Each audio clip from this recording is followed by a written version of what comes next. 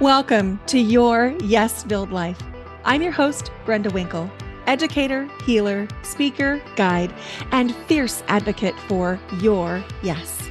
I help sensitive and successful men and women find, reclaim, and live from their full embodied yes. Through empowering you to understand your energetic hygiene, establish healthy boundaries, and heal your nervous system, you'll be able to create your yes-filled life and move through your days with more freedom, more ease, and more joy. You'll hear inspiring stories of people who found their full-bodied yes, thought leaders who pursued their own dreams and are living life on their terms, and learn new ways to find the courage, joy, ease, and freedom to more fully step into your yes-filled life. Say no to the good so you can say yes to the great. Join me on this journey to discover your yes-filled life. Whether you're looking to break free from the golden handcuffs, start a new business, find your dream job, or simply live with more intention and mindfulness, I've got you covered. Let's explore the possibilities together and make your dreams a reality. Ready? Let's do this. Let's get you to your yes-filled life. Breathe in the power of intuition. Unlock your inner wisdom with breath work. What would it be like to stop overthinking? What would your life look like if you felt clarity and ease? How would your life change if your nervous system felt regulated and you could access a state of calm even when there are storms all around you? Get ready to unlock the incredible power of your intuition and connect with your inner wisdom on a deeper level and access a deeper sense of calm. You are invited to join a transformative journey with an exclusive PDF guide and video series designed to amplify your success and well-being in this free 4-part video series, Breathwork to Strengthen and Trust Your Intuition. This valuable free resource is designed specifically for high achievers and successful people just like you who are committed to personal and professional growth, aligning with your desires and embracing your own wisdom within. You get to watch at your own pace when you get instant access to the entire series. Created for high achievers on the go, each video is less than 15 minutes. You'll also have access to a PDF guide with various breathwork patterns so that you can take breathwork with you anywhere. To get your instant access to this free 4-part series and PDF guide, go to brendawinkle.com/breathe. That's brendawinkle.com/BREATHE. Hello and welcome to Your Yes-Filled Life. I'm your host, Brenda Winkle. Today on the podcast, we have Dr. Karin Calde, who is an IFS informed relationship coach. Before I tell you about her, I want to invite you into something really special. I'm hosting a free Pause and Breathe event. It's going to be on Friday, September 22nd at 9 a.m. Pacific. During this free event, it's going to be a chance for you to have a fall reset. We'll have some breath work, a little masterclass on how to reset yourself for fall, and you will leave this session feeling great. To register, just go to BrendaWinkle/pause-and-breathe or click the link in the show notes. Now, about Karin. Karin Calde is an IFS informed relationship coach. She works with individuals and couples who want to break old relationship patterns and create more joyful connections with one another and with themselves. She has a special interest in helping individuals who feel stuck in their relationships and or who have partners who don't want to join them in couple counseling. In 2010, Karin earned her PhD in clinical psychology from the California School of Professional Psychology in San Francisco and has completed a number of postgraduate courses and certifications to supplement her work, such as hypnosis, sex and intimacy, and a coaching program. She is also certified in IFS, internal family systems, and more. In her free time, she enjoys hiking, gardening, and singing in an 80s girl wave cover band. I can't wait for you to get to know Karin. Let's dive in. Hi, Karen. Thank you for joining me. Oh, thank you for having me, Brenda. I'm really happy to be here with you. I'm so happy for multiple reasons. One is for all the gifts that you bring, and the other is I have just this incredible sense of gratitude that we met, we connected, and then we discovered we live 15 minutes apart. Yeah, that was pretty crazy. And so great. I'm so excited about that. I'm so excited too. So, for our listeners, we met in the online space in Amy Porterfield's world in one of her memberships called Momentum. And we had no idea that the other one lived in the Portland metro area until we got on Karen's podcast. I was like, wait, what? Great. So, I'd love for you to tell our listeners a little bit about yourself and the work you do and about your podcast. Sure. Okay. Three big things. So I am a former therapist and current relationship coach. I work with couples and I work with individuals. I'm super excited nowadays to work with women who are struggling in their romantic relationships and might be feeling stuck and unsure of what to do. So Mm. that's currently the work that I'm doing. Um, I've got my PhD in clinical psychology, so I used to work as a psychologist. Um, in the last few years, I've transitioned over to coaching, which I really love. It's been a lot of fun, and I've done that after I've done lots of my own personal work. I feel like I'm a much better coach than I was a therapist because of the personal work that I've done. Mm. So there is that. Um, Gosh, what else? Ooh, tell us about your podcast. Okay, so I have a podcast, Love Is Us. I just started it in January. So I release my episodes weekly, and it's all about relationships. So I started a little broad. And so I'm talking about relationships with ourselves, because that, of course, helps our relationships with others. Mm-hmm. And I also talk about relationships with friends and coworkers and our kids. But I've been focusing a little bit more now on relationships just with our romantic partners, because that's where my sweet spot is. And that's what gets me really excited. Mm.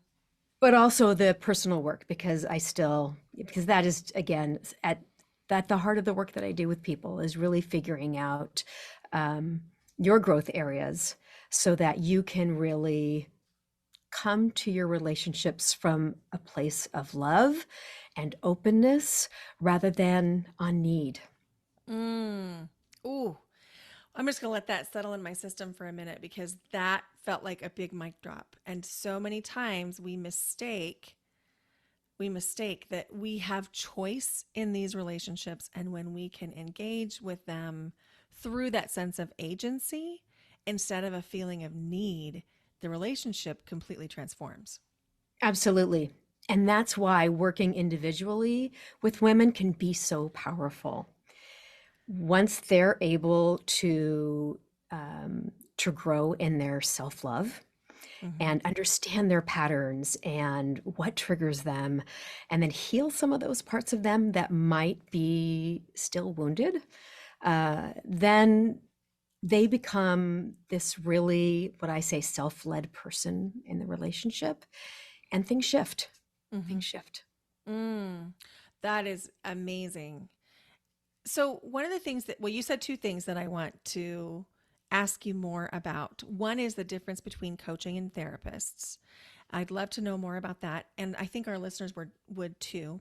But, and I'm going to come back to that with a really well formed question here in just a second.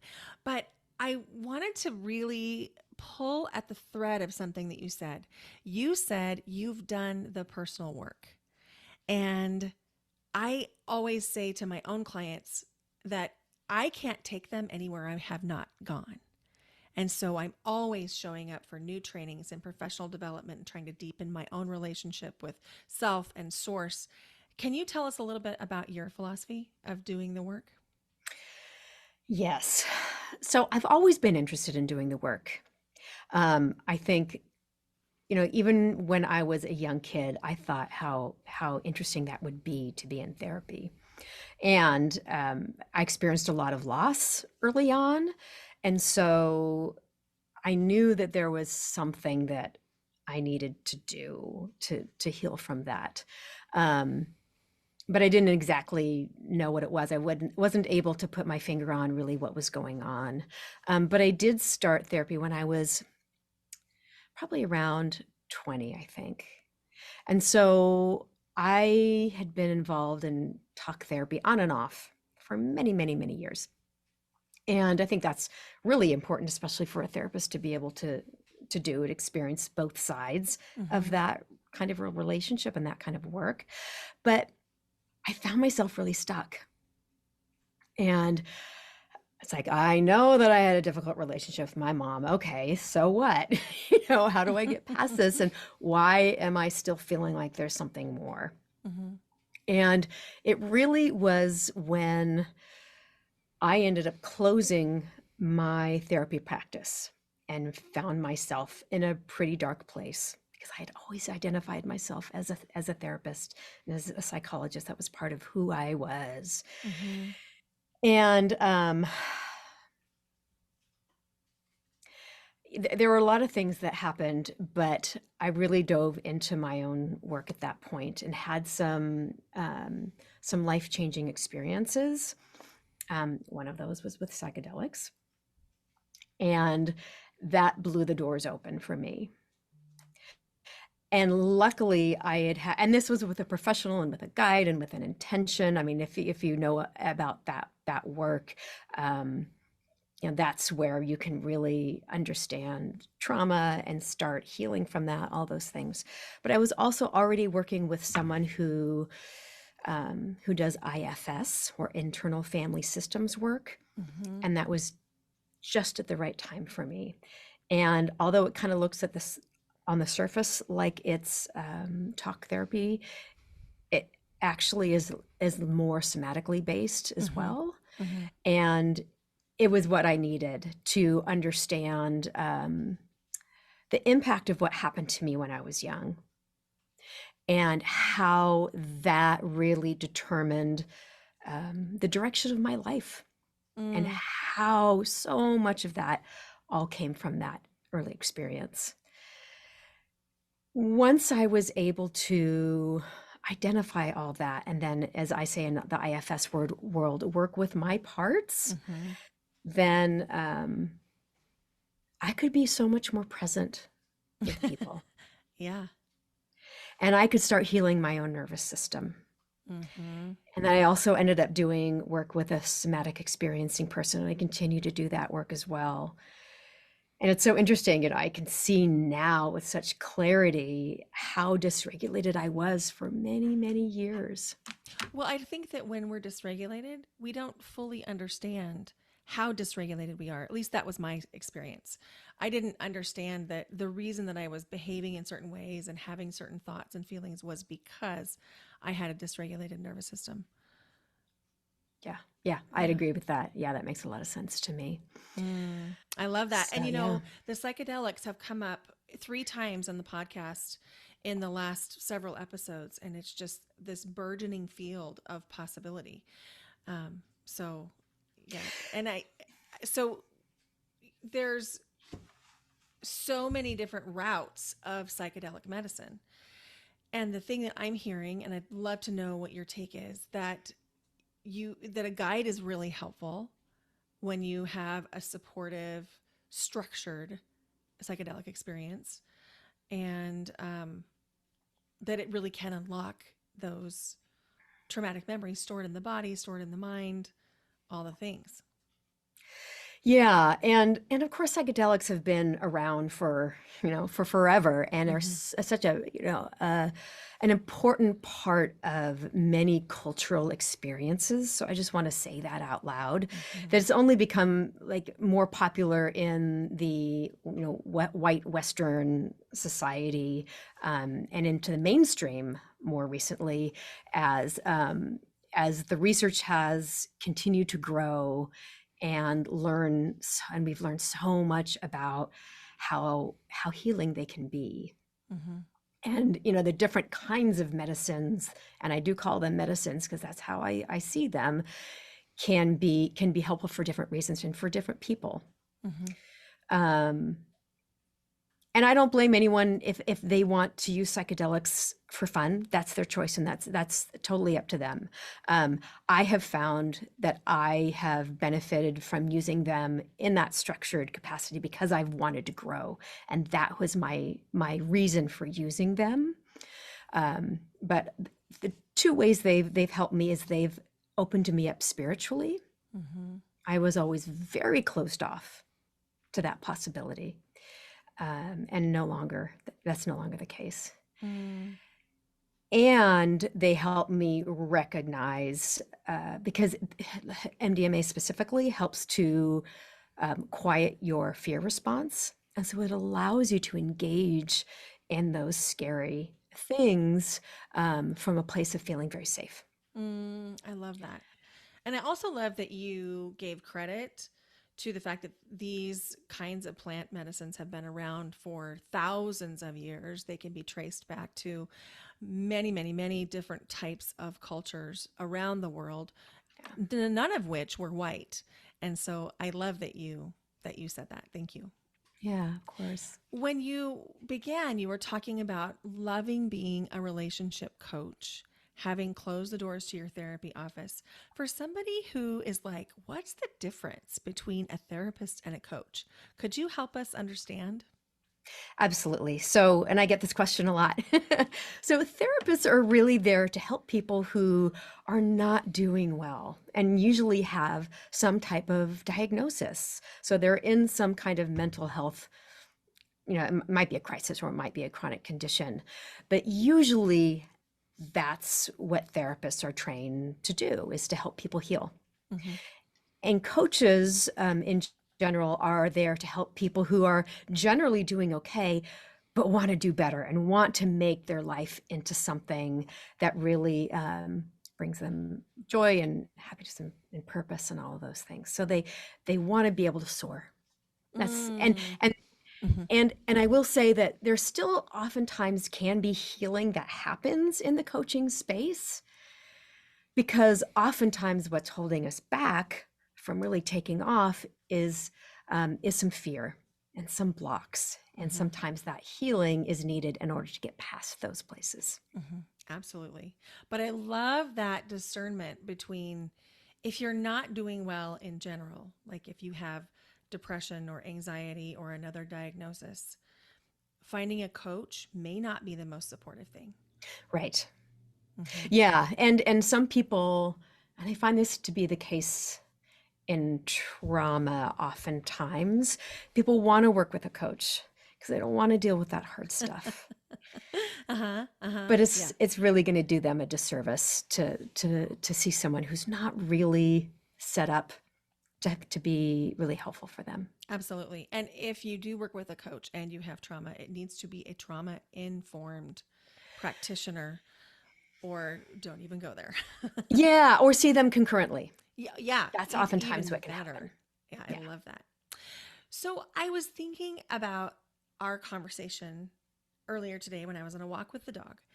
And I was just thinking about relationship coaching, and I had done the Instagram scroll earlier in the day, and one of the people that I'm following on social media was posting about, I knew it was time for divorce when, and then she went into her experience around that. And I was wondering if you could help us understand, how do we know if a relationship can benefit when we change our perspective and we take our own personal responsibility in a relationship, stepping up for what we really need and then showing up from that place, versus maybe it's not a match? How do we know?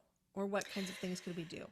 Yeah, and that's a really good question. And I have to say that there is not one blanket answer. It's going to be different for everybody unless there is some kind of real power differential and maybe there's some abuse.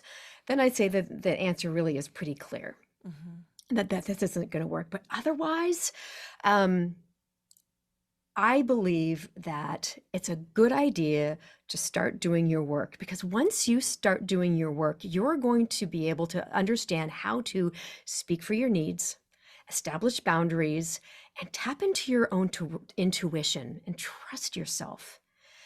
And it's only when you've really been able to do that that you can have a clear answer as to what is right for you.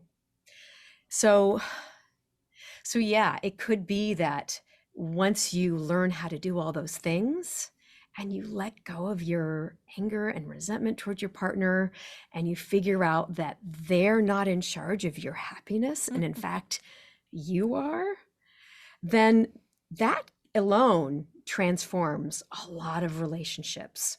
Mhm.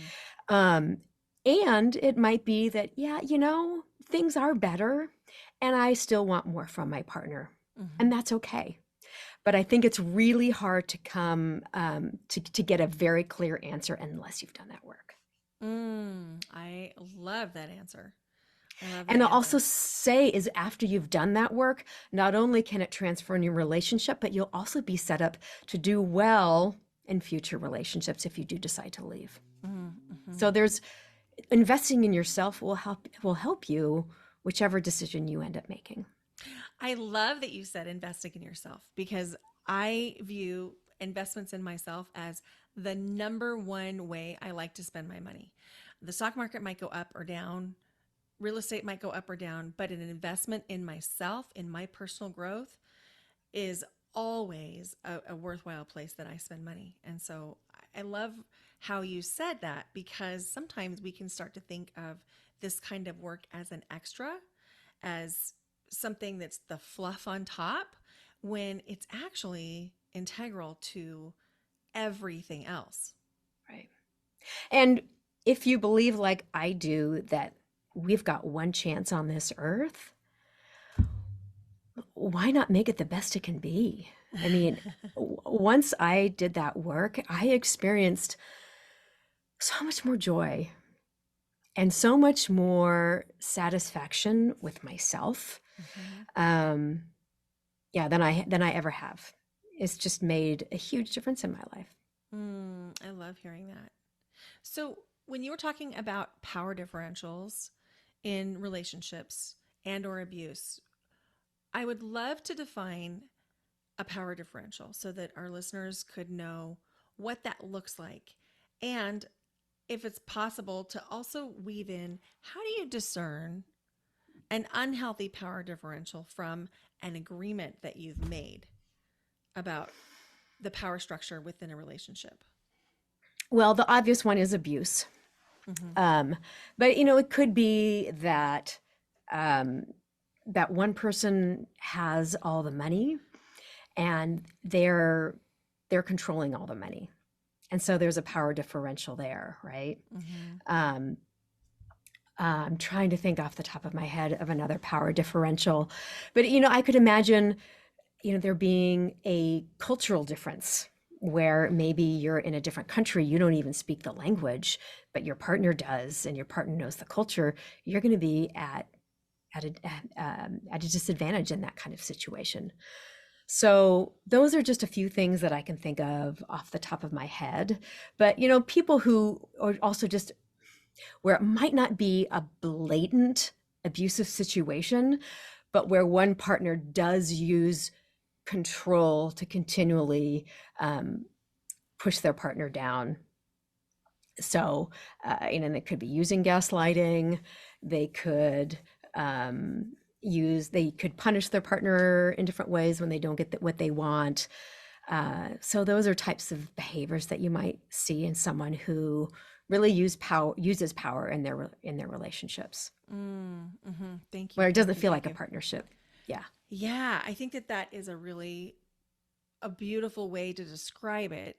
Maybe beautiful is the wrong word, but it really gives us a clear idea of, oh, when one person literally has more power than the other. Yeah. Yeah. Where you don't feel like you can speak up for yourself. There will be serious repercussions if you do. That's a problem. Mm-hmm. If someone found themselves in that situation, what would something that they could do to make a difference? I think it's really important to be honest with yourself about what's really going on, because I wouldn't want to minimize the potential impact of speaking up in that kind of situation.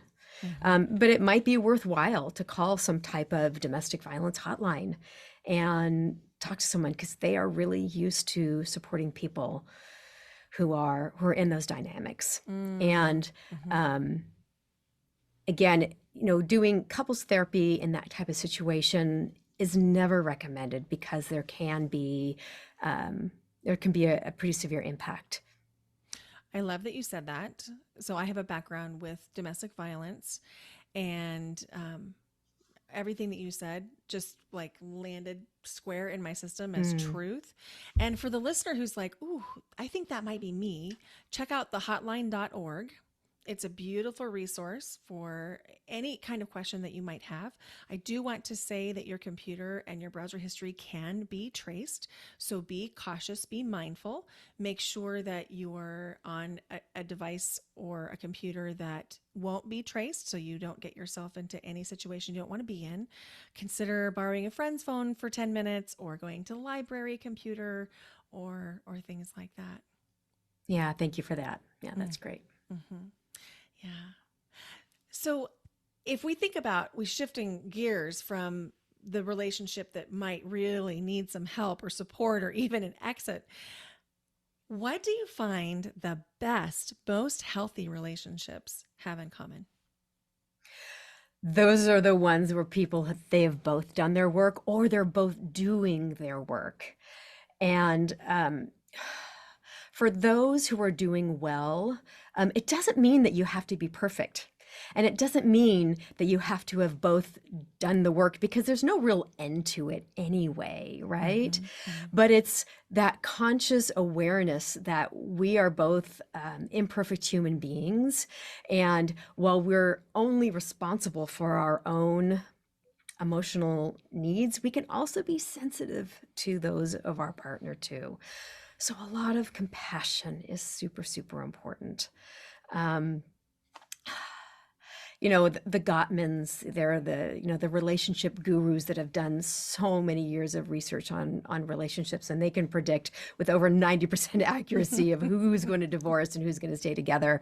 I mean, they point out these things like, the healthy couples, they pay attention when one tries to get the other's attention.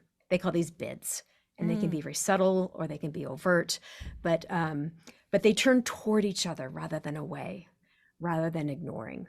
So they come together when they reach out.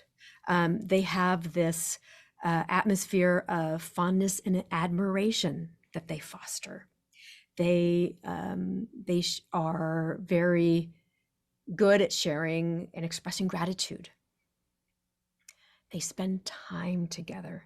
mm, Here's that invest word, but they invest in their relationship. mm-hmm. Getting FaceTime every day is a really, really good idea. Um, yeah, I actually just am about to publish a newsletter tomorrow morning, and I talk about how um,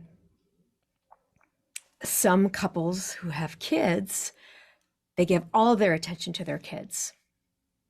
And while that's great to be so invested in them and prioritize them, it's also important to prioritize your relationship. And it doesn't have to be either or.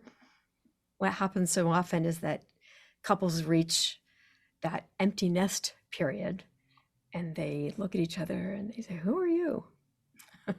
Mm, Because they never really came together during those years. They felt like they had to give all their time to their kids or their jobs or whomever. And they always just figured, oh, their partner would just be there. But that does some damage. That there's a mm, risk to that. mm-hmm. So that was a lot. Oh, that was wonderful. I absolutely loved it. And I was thinking about one of my natural love languages, going back to that book, The Five Love Languages. I have two: quality time and acts of service. And so for me, in my relationships, I really need to have that connection. It doesn't have to be every day, but it has to be really sincere and heartfelt and non-distracted.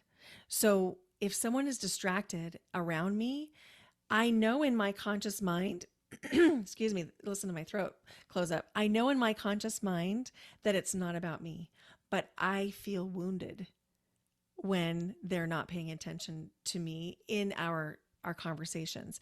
And I don't mean wounded in the sense that I'm like throwing a temper tantrum about it, but I feel like, why are you spending time with me if you don't want to spend time with me? Mm-hmm. Mm-hmm. Yeah. So I, Yeah. And so, part of the work is, recognizing that you have a part of yourself that wants that. mm-hmm, And then being in a relationship with someone where you are not reacting from that place, mm-hmm, but rather speaking for that part of you. So yeah, we in IFS, we talk about speaking for instead of from. So mm-hmm, it's a mm-hmm. choice in being aware of, this is something that I really appreciate. I love that. So I'm not in a relationship. I am just getting ready to dip my toe into the dating world. How could I bring healthy relationship wisdom into the dating world? Hmm. Oh, and well, I think that you know how to do this in terms of boundaries. So Mm-hmm, that's one. mm-hmm, yeah. But having done your own work really goes a long way. I mean, people pick up on the fact that you're a healthy individual, that you are self-aware. So I think that there's an energy that we naturally bring when we've done our own work. And I can't say that I am an expert in the dating world, but I know that there are things that we can do, and that's about knowing our boundaries, listening to our intuition when these red flags come up. Mm-hmm, um, it's about knowing what we want. And, a lot of people will make this list of all these things they want. But when it comes down to it, there are maybe only a few that are real deal breakers. So sometimes people will say, well, I want them to be a certain height, and I want them to be a certain weight, and I want them to have a certain kind of job. And I understand that that can make you more attracted, but you might be filtering out some really great people when you do that. So really drilling down to what really is important, what those core values are that you appreciate. I love that you said that. Qualities. Yeah. So my original dating list when I first started dating in 2008 was very long, and it had maybe a page, I had 3 columns of all of the qualities that I wanted in my person. And now I have 5 things on the list. That's great. Good for you. So really, really dialed it down. So that is hopefully it's a sign of growth. Yeah, and it's okay to have other preferences, and that's Oh, totally yeah, fine. absolutely. Yeah. But also knowing, when it comes down to it, what am I willing to look past in order to really connect with someone that is special? Absolutely. And I'm 50. And so I'm well aware that this is going to be like a giant merger, because I come in with 50 years of all of the experiences that I bring to the table. And I know that the person that I meet, he'll probably have however many years he is of those experiences too. Right. Yeah. Yeah.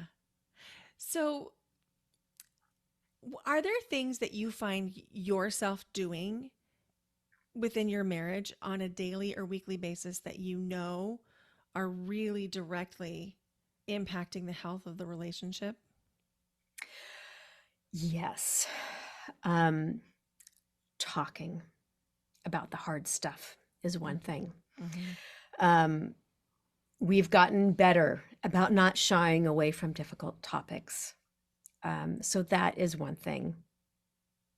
We end up spending a lot of time together because we both work from home.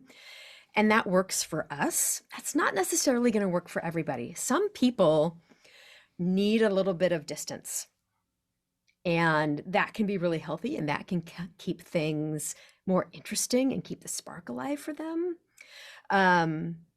But for us, that really works. We also have our own things. We also have our own friends, and that's really important. Gosh, what else do we do? We talk about sex. And again, that's another one of those hard topics that a lot of people don't want to talk about. And it's understandable because most of us aren't raised talking about that. And so we can feel pretty frozen when it comes to that topic. But we do that. And that was hard in the beginning, and now it's a lot easier. So yeah, we're transparent about things like money. So we don't have money secrets. And yeah, we don't keep a tally of our hurts. If there's something that's bothering us, we talk about it. And we keep it in perspective, because we know that we tend to tell ourselves stories about what's going on with the other person. So being aware of that and bringing those stories out into the daylight will often show the truth of what's really going on. I love that. So those are the things that come to mind. So I'm hearing communication, transparency, and actually spending time together. Yeah. If we boiled it down, it would be those three. Yeah. I love that. So it's interesting that sex has come up on the last several episodes. And I think it's just kind of in the field that people are recognizing that this is something we really need to talk about. Because if we don't talk about it, then it becomes the elephant in the room, and it just grows and grows and grows. And it can be the source of resentment and hurt and not feeling seen or heard or witnessed. And so I love that you also mentioned how important it is in your relationship to talk about that. So thank you. Yeah. And that's one of my other areas that I tend to specialize in with people. And on TikTok, most of my videos are about sex, and especially when it comes to desire, because there's a lot of misunderstandings, because again, we're not taught things. We're taught, the basics of our physiology in school, but we're really not taught about love and relationships and sex and how that actually works. And so there's a lot of misinformation. So I don't want to forget for you to tell us where we can find you. And I definitely want to hear about where you are on TikTok. So where can people connect with you?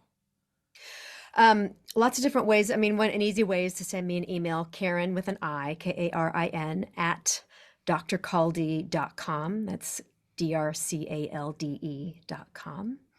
My website is drcalde.com.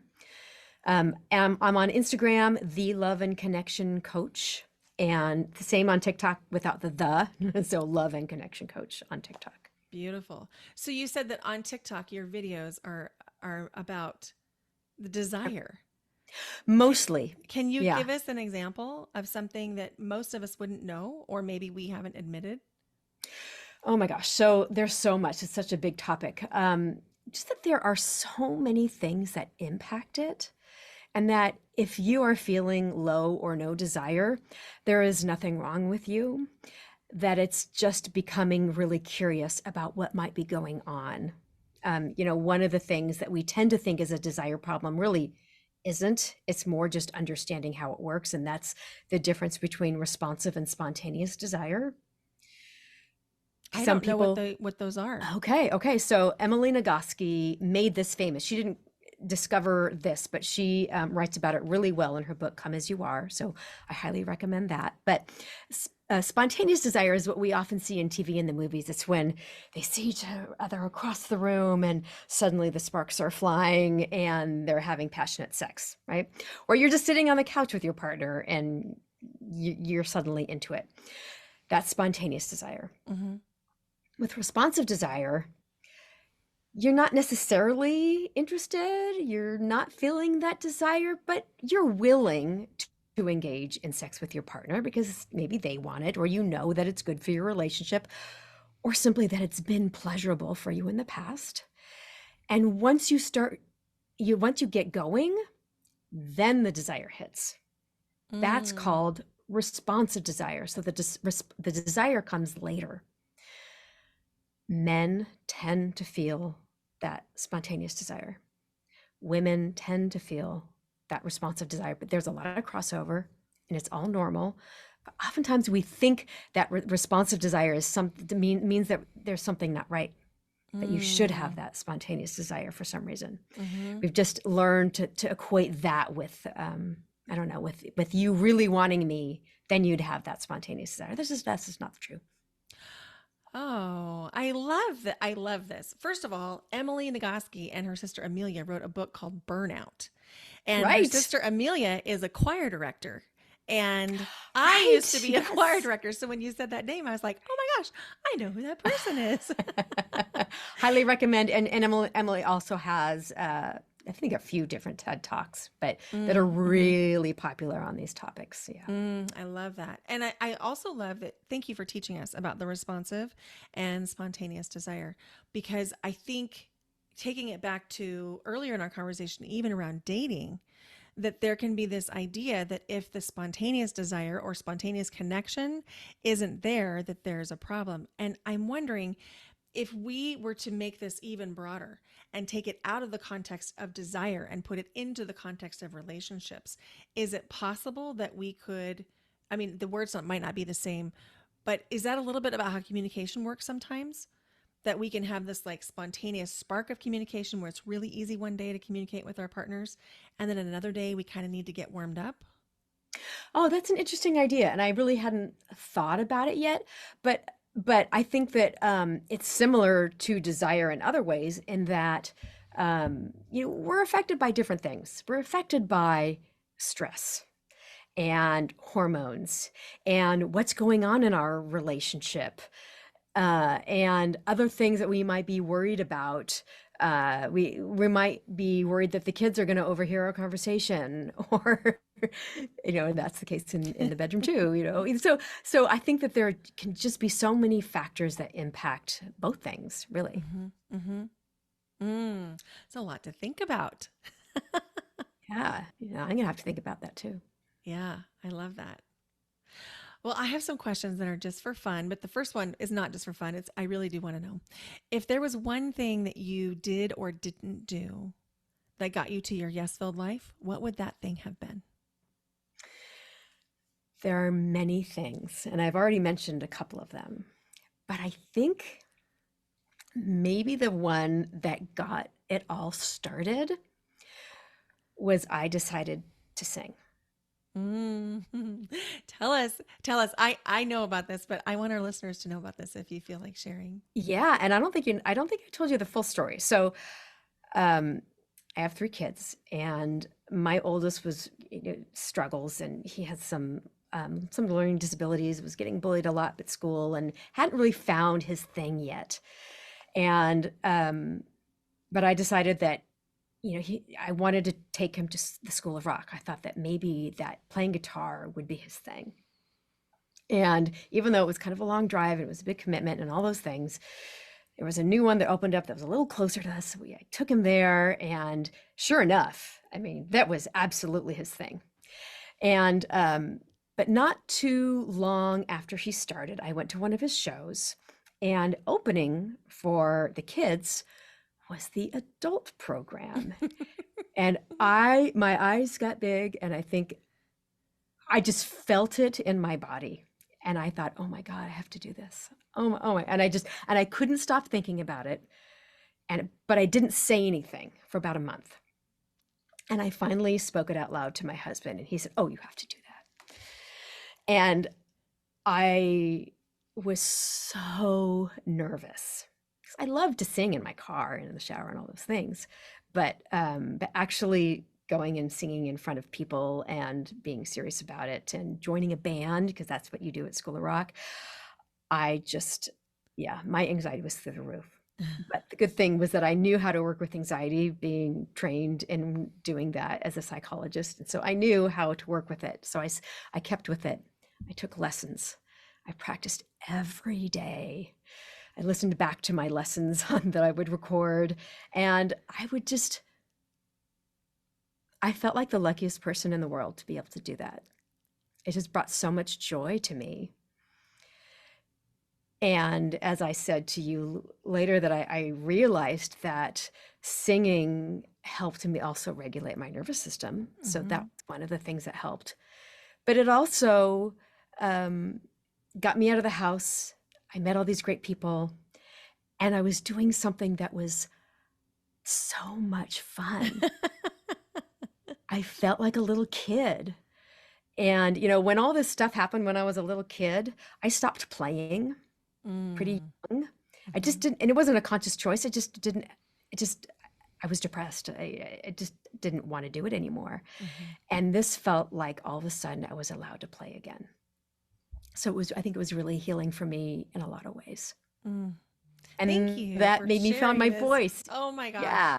Yeah. And Literally. I didn't know that origin story of your singing. I just knew that you sing in a band, and I just think it's so cool.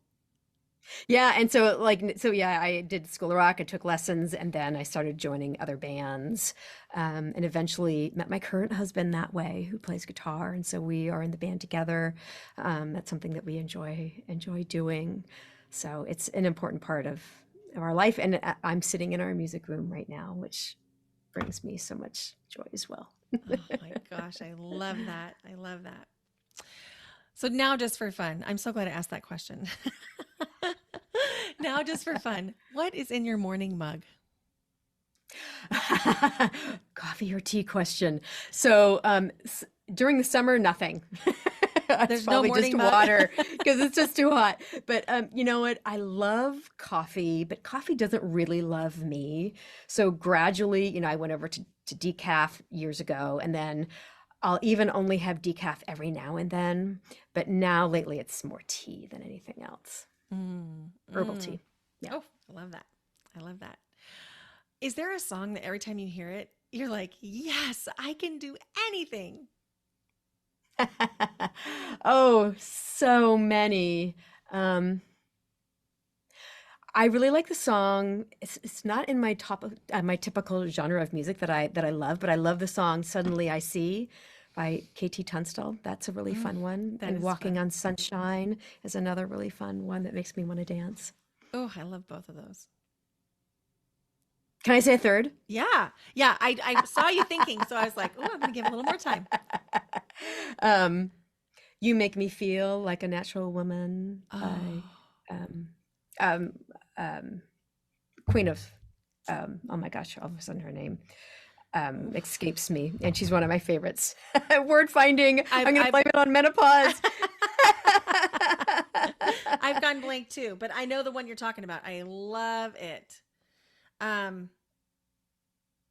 Yeah. The name Patti LaBelle is in the Aretha Franklin. Aretha Franklin. Thank you. Yeah. Thank you. Thank you. Oh, so good.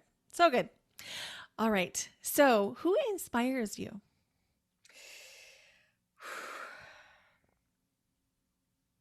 Right now, to be honest, my husband inspires me, because he is facing some really hard stuff, and it's hard work. I find that inspiring. On a bigger level, I have always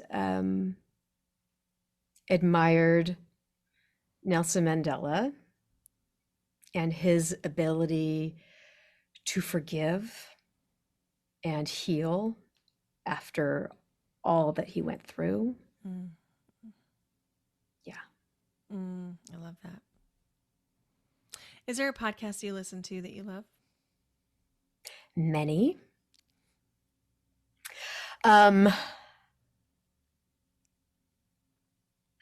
Reimagining Love with Alexandra Solomon, and Man Talks by Connor Beaton.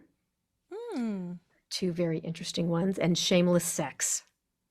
I have not heard of any of these. I'm so excited. I'm going to add them to my queue. Great.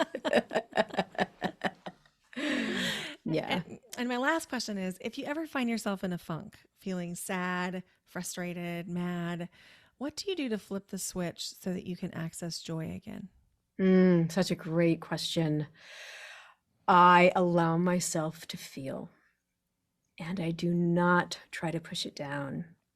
I ride the wave, check in with my body.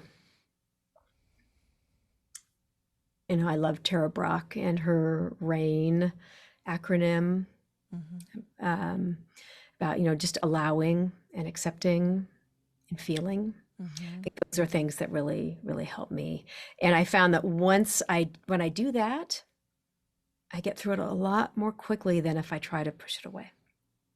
Oh, I love that answer. Karin, And thank hug my you. cat. Oh, the fur babies. They always help. Yeah. Karin, thank you so much for joining me today. I really appreciate it. Oh, thank you for having me. It was a lot of fun. I appreciate the work you're doing. Thank you. Isn't Karin awesome? Here are the takeaways. Number one, the difference between coaching and therapy is the needs of the client. Therapy is for those in crisis, while coaching is for those looking to improve their lives. It's possible to be in both at the same time. Number two, personal growth and self love are very important in relationships. Many relationships can improve simply by increasing your personal growth and your personal self love. Number three, power differentials in relationships can be a source of problems in a relationship. When one partner has control over the money, the time, or decisions that are being made, it's a sign of a problem in the relationship. Couples therapy in this situation is never recommended. Instead, consult a resource such as the hotline. Be mindful that browsing history can be traced, so do this with care and intention. That resource is linked in the show notes. Number four, the best relationships happen when there is conscious awareness of our own self responsibility, showing compassion for one another, paying attention to one another, and coming together when one of you reaches out. There's a fondness and admiration, and both individuals are good at expressing gratitude and make a commitment to spending time together. Number five, the concept of spontaneous sexual desire versus responsive sexual desire in long-term relationships is a great thing to talk about. Sometimes we equate spontaneous desire with a genuine interest in relationships, and we may not be giving responsive desire the credit it deserves. And number six, clarity, communication, and spending time together are the three most impactful things you can do for your healthy relationships. To connect with Karin, she's on Instagram as the Love and Connection Coach, and she's also on TikTok at Love and Connection Coach. Her website is drcalde.com. That's drcalde.com. And don't forget about the Fall Equinox Breathwork and Masterclass. It's free. I hope you come join it. It's September 22nd at 9 a.m. Pacific. Thank you so much for listening to Your Yes Filled Life. If you loved this episode, would you share it with a friend? And if you haven't yet left the podcast a rating or a review, could you please do that now? The more ratings and reviews a podcast has, the better it does in coming up in the feed of someone who really needs it. Thank you for listening. Until next time.